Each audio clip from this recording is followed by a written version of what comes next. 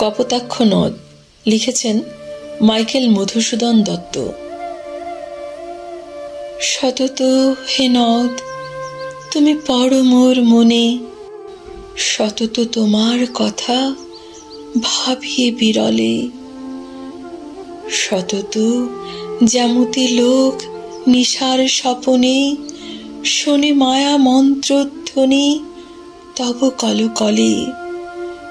জুড়ায়ে কান আমি ভ্রান্তির ছলনে, বহু দেশে দেখিয়াছি বহু নদ দলে, কিন্তু স্নেহের তৃষ্ণা মিটে কার জলে।